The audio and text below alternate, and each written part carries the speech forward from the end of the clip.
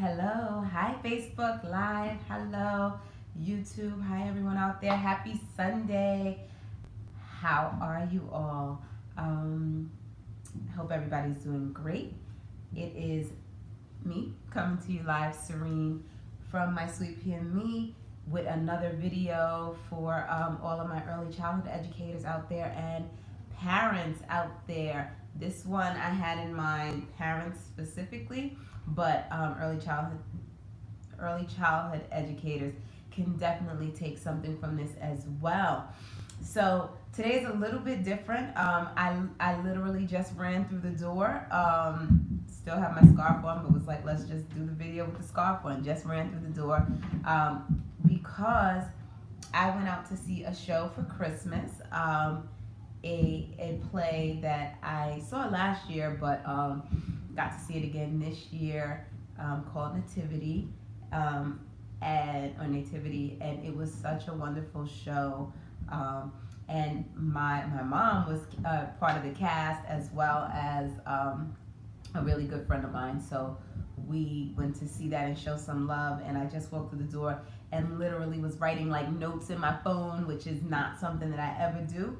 So I'm gonna see how this goes. I'm sure that it'll go well because it's just information to share, right? There's no special way to necessarily give information if it's something that you think will be helpful, right? So I'm just gonna give the information and see how this goes. So today's topic is called "Why Would You Do That?" And I chose this this name of this topic because it's actually a phrase that I recently heard one of my teachers yell to one of the children when they went to do something.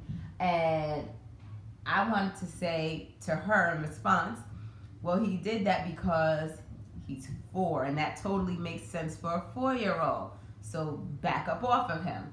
I didn't say that, but I did say something to correct her and just, pretty much just inquire about what had happened and what, let her see that this was a totally developmentally appropriate reaction, or that the child did. And so there's no reason to scream, why would you do that? But more so, I had a something that inspired me, like personally, that happened at home. So my daughter, the other morning, I was getting her ready for school, and I was I had just dressed her, I had lotioned her body or whatever, and then I had gotten her dressed and I walked out the room. And when I came back into the room, she had her hands behind her back like this, and she had this like look on her face, and so I knew she had done something, and I just walked into her and I was like, what do you have? And she just looked at me and I said, what's behind your back? Is there something behind your back? And she just looked at me. She didn't deny it, and she didn't say yes or admit it or whatever. But I was like, did you touch something? And so she said, she just nodded her head, yeah. I said, what'd you touch? And I started to survey the area, and it could have only been the lotion because that's all that was on the bed with her. So I said to her, did you touch the lotion? And she pulled her hands from behind her back, and it was like tons of lotion all over her hands. So she just turned 4, and what I know about 4-year-olds and below, and maybe even 5-year-olds, is that if they're left alone with things like lotion, sometimes they're going to touch the lotion. And so I said to her, okay, well, rub it together, please. That's a lot of lotion. Let me get some. I took some off her hands, and I was like, come on, let's go brush your teeth. And as we walked to go brush her teeth, I said to her, when I asked you about, what did you do, you can tell mommy. And I also said to her, that's a lot of lotion, and I don't want us to waste the lotion. I said, but you don't have to hide that you took the lotion, right? You don't have to hide it. And she said to me, as I was standing her up on the toilet seat to brush her teeth, she mentioned a friend's name in her class, just like it was seemingly random, but she said, Jaden, to make up a name, Jaden takes something, like takes a toy and hides it behind his back all the time, or he takes something that he's not supposed to take all the time and hides it, and he's being sneaky. And so I said, yeah, that's what it's called, to be sneaky. That's what it is. So when you were hiding that behind your back for me to not see it, that was being sneaky. I said, and you don't have to be sneaky. You can tell mommy what what you have or what you did, and that's okay. And so she smiled and she brushed her teeth and she continued. I didn't think anything special of that interaction, because that's a typical, that's a normal day and a normal reaction for me to have towards her. But my husband, who was listening from the kitchen, was like, that reaction that you had to her, not many parents have that reaction when their child like sneaks something or tries to hide something. And he said, I love the way that you just handled that. And she then came out and she wanted to communicate with you why or where she picked that up from, or another friend who it compares to. And I was, it made me think about this topic. See, my phone locked. This is why I don't write my notes in my phone. So it made me think about that, because it was like, why did I take that approach as opposed to any other approach? It's ingrained in me to take that kind of approach, Like I said, I didn't think it was anything like special, like, whatever. But I could have said to her, what's behind your back? No, do not touch the lotion. You know better than that, right? I could have said all of that, because we've had this conversation before, where she's touched the lotion, not where she's hidden it behind her back, but where I've walked in the room and she has like all this lotion. A pump is fun, right? So she's pumping the lotion, and we've had this discussion before not to touch it because it's wasteful. But I took this approach because one, it was early in the morning. I didn't feel like saying anything else, but and I was trying to keep a calm, headspace. But also because I've never seen her really like hide something from me, and I don't want that to become a routine where she feels the need to hide something from me. So I wanted to show her that this is always, right, a safe space to do something, even if you're not supposed to do it, but it's still a safe space where even after you do that thing, you will be loved, you will be hugged, you will be, and you will be taught and told what should not have been done. But it's a safe space, and that's the key for me, right? And so I took that approach for a few things, and I'm happy I did. I took that approach for a couple of reasons.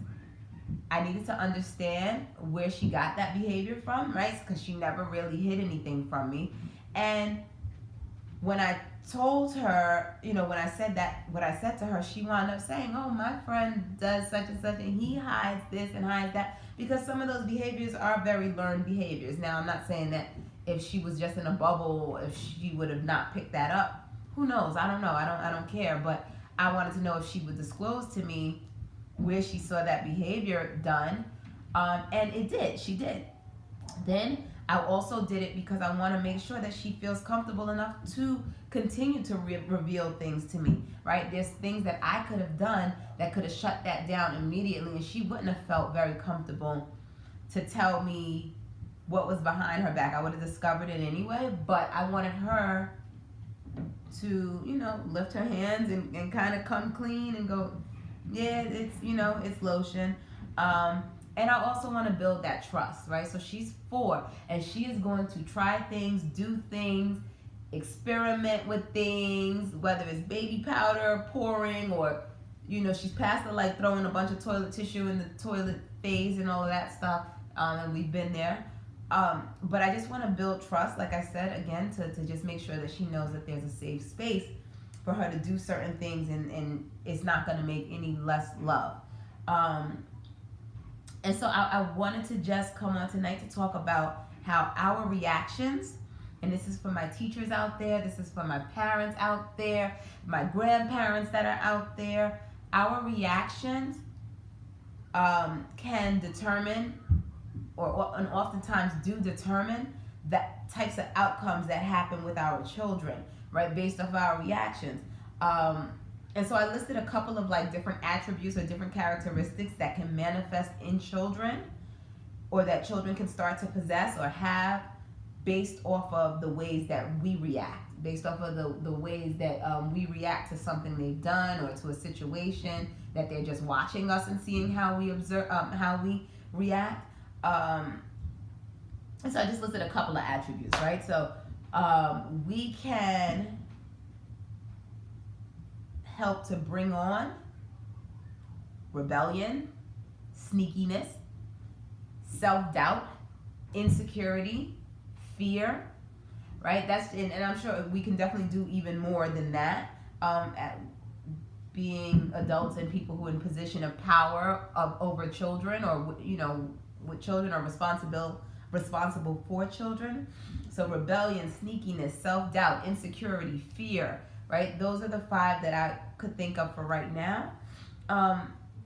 And so we have to react. We have to be careful with how we portray ourselves to our children in different situations, to avoid or try to help prevent those kinds of characteristics. And so I was just going to get a little bit into those things, not so much, but I do want to offer like a disclaimer right here, which is that there's a need for a balance for everything that we do, right? So I'm not going to sit here and go, if you do this, it'll make your child fearful. Like that's not the case, because just like there's a need to be strict about something, there's also a need to be more understanding and lenient about something, right? So there's always a reason to have to meet somewhere in the middle, or there's a reason to, in this circumstance, be lenient and a little more laid back, and in this situation, be much more strict and like,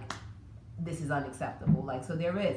And who knows, like if my daughter goes to hide the lotion again, or in another 2 or 3 times, I might react a lot stronger, because we've had this conversation before. Like, we've been down this road before, and now you know, because we've had this conversation, that I find these things to be unacceptable now, right? So sneaking it when I told you that it was a safe space, or I told you, you don't have to hide anything from me, the conversation might go a lot differently if that's a continued thing that starts to happen. So let's jump right into those things. So I thought about like rebellion, right? Facebook just disconnected. We'll keep it going here on YouTube.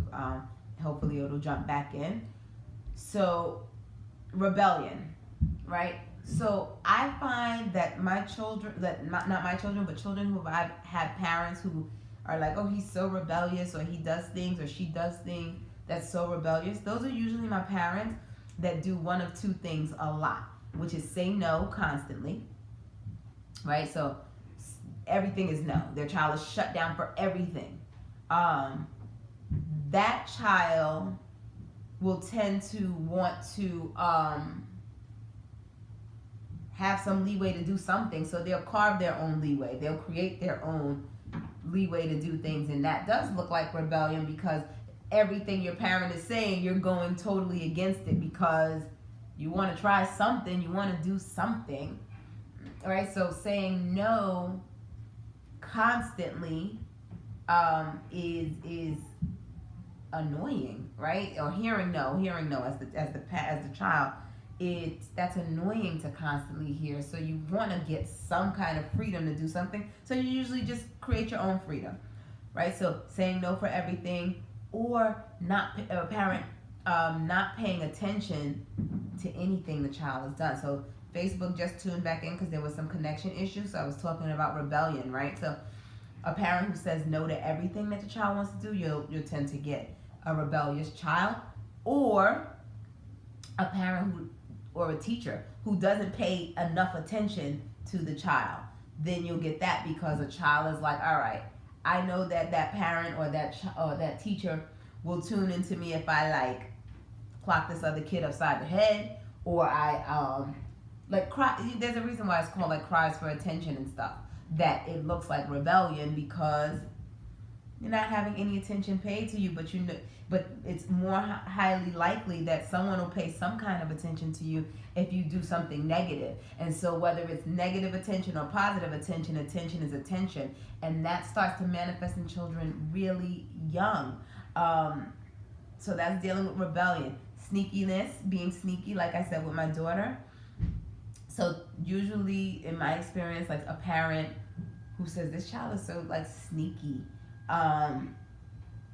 it's if the parent tends to be an overreactor to things, like, you know, just, I can't really describe it, but like an overreactor to things. Like, well, everything is like, oh, why would you do this, and then why would you do that, and why, you know, it's like, oh my gosh, if my parent overreacted to everything, then I won't want to give you anything to react to. And so while I'm living my life or while I'm doing something, I'm gonna just make sure you don't see it, because everything is an offense to you. So I'm gonna hide it, right?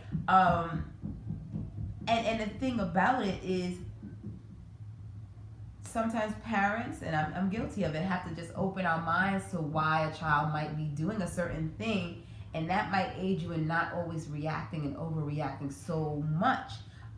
Children do things out of curiosity, out of boredom, out of the fact that the lotion was accessible, and so I'm gonna touch it, and this is what I'm gonna do. Or their needs are not being met, like with, like I said, attention. So they'll sneak things, and they'll do things a little bit more underhandedly, but not consciously trying to be underhanded, underhanded. And this, I'm talking, of course, from an early childhood perspective. So I'm talking about children 5 years and younger. Then self-doubt, right? So self-doubt, what kinds of ways can we react to children that will bring on self-doubt? Well, like the title of this broadcast is, the why would you do that? I've heard parents like really get on their child, like, why would you do that? And I'm like, well, he thought it was a good idea. Like, I would have done that too if I was 3. Like, that actually makes a lot of sense to have done that. But when you ask a child, why would you do that?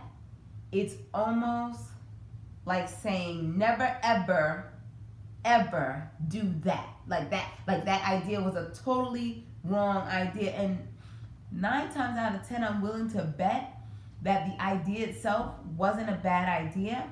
It was just maybe the wrong timing, the wrong context, the wrong way that it was executed. So the intended results didn't happen.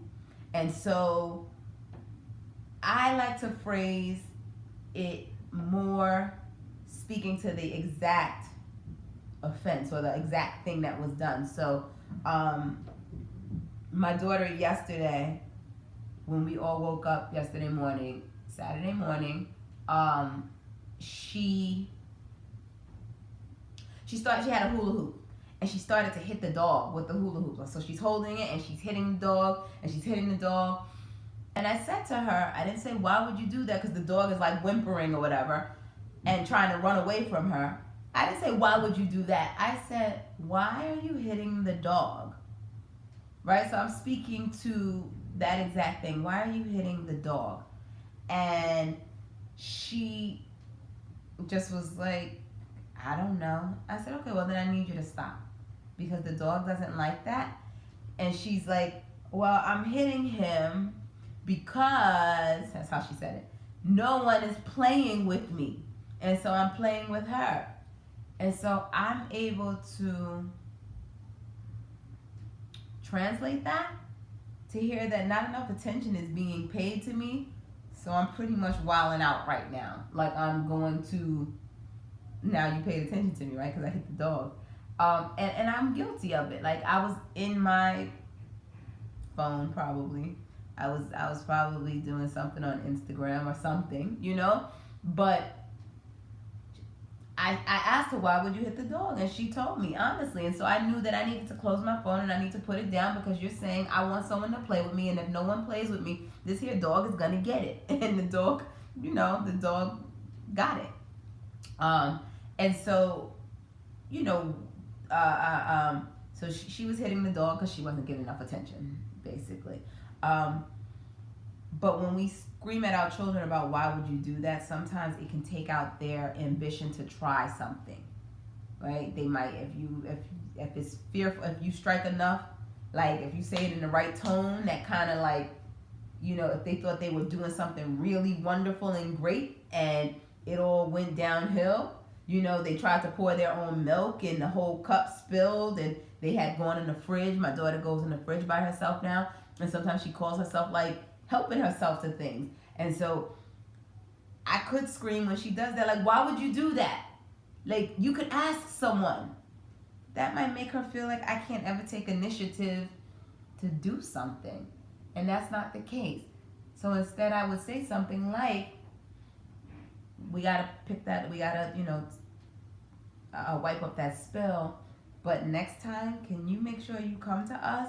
Because that milk was heavy, or you know what I mean? Something like that. So it doesn't just knock her sense of initiative. And then the last thing, and then insecurity, right? So insecurity, we can react in ways, I think, that are inconsistent. I think inconsistency fosters that idea of insecurity in children, right? So if I am inconsistent in my reactions with my child, like depending on my mood, if I had a bad day at work, whereas when, you know, if I'm having a great day, if my child comes to do something or show me something or make more noise than I want to hear, sometimes I might be like, oh my gosh, that's a wonderful song. And sometimes I'm like, stop, I'm tired or whatever. That sometimes can make them uncertain about how to come at you. Or, you know, like, I don't know, sometimes you're happy when I'm doing that, and sometimes it rubs you the wrong way. And so for that, what I do for myself is I try to be very transparent with my child to the point of what she can understand, which is to say, you know, not right now, like, mommy's a little bit tired, but let me rest for a second and then I want to hear your song, you know, so she can just understand that I always want to hear her song, or I always want to do such and such, but right now, might not be a great time. But instead of reacting so impulsively based off of my own emotions. And then the last thing is fear. So there are ways that we can react to our children as parents and or as teachers that strike fear into the children. I was raised in a house where I heard the saying, like my mom was like, oh, I want you to strike fear in the hearts of your child, or you should strike fear. And my mom didn't like strike fear in my heart so much, but there were times that I was really, really fearful. And, you know, that was not consistent. Like there were certain things she was understanding about, and then there's certain things that I didn't feel too comfortable or safe telling her. And it's stuff that I wish I could have, you know. But that starts really young, right? So I don't believe in striking fear in my child's heart. I know that fear is done out of, people do it as a means of trying to protect their child sometimes, where they're like, you know, if I strike fear in my child from this situation, then they'll avoid it because they'll be afraid of it and you know, or fear of me, like they'll know not to go there or not to do that because, you know, then they got me to deal with. Well, for me, I don't think fear is a positive thing. It's not a positive thing. Fear actually holds a lot of people back, and it makes people respond in very erratic and crazy ways. Fear. So I don't want to strike fear in my child's heart. What I'd rather them understand is, instead of saying that fear protects them, is to say that awareness protects them. Being cautious, or teaching them to be cautious, protects them. Love protects them. Like, and to me, those things don't manifest by striking fear. So, you know, sometimes when parents react in ways, for those parents who like are big hitters, or, you know, chastise their children in that way, to each his own, you know. But sometimes you can strike so much fear that you muffle out what they're trying to say to you, or what they're trying to tell you, or what you could have learned from them, or who they are as children. And so I I always tell parents, err on the side of caution when you're trying to do that fear thing, because fear also silences things that need to be said or heard. So be careful with that. And so then basically, that's my 5 little things.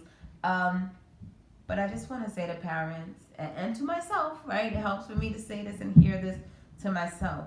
When you're dealing with your young children, parents, teachers, like I said, all those who are responsible for little lives, when you deal with your young children, check your emotions.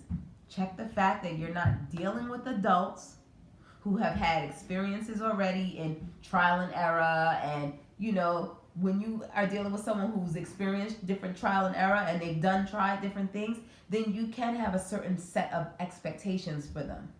But when you're dealing with a child who's 3 and 4, and they've not experienced too much, then though you can have expectations for them, you have to be careful in how you unveil those expectations, or reveal those expectations for them, because there are ways that we can reveal the expectations or unveil the expectations, and depending on the method of the delivery, we might also download into them some other unwanted stuff that you weren't intending to give to them, like that self-doubt and stuff. So be careful with your delivery. And I tell myself that very often, which is why I find myself putting myself on timeouts often. Like, I don't believe in timeouts necessarily for like my students and stuff, but I will put myself on a timeout in a heartbeat if I feel like I'm about to pop off in a way that might make my children be like, what is wrong with her? I will just be like, give me a moment. Like, I'm gonna put myself right in the room, like, cause I need to give myself a break. For someone's feelings are hurt, and it's just because of what was going on in my head, and that's not fair. Not to my children, my husband, but not not, it's not fair to anybody. So, but it's just some food for thought. Think about it. I hope this helps someone. As usual, I will see you back on Sunday. Matter of fact, next Sunday I will be broadcasting from somewhere different. I'm really excited about that. I'll tell you where next Sunday when I see you. All right. Take care, everyone. Happy holidays. I'll see you around. Talk to you soon.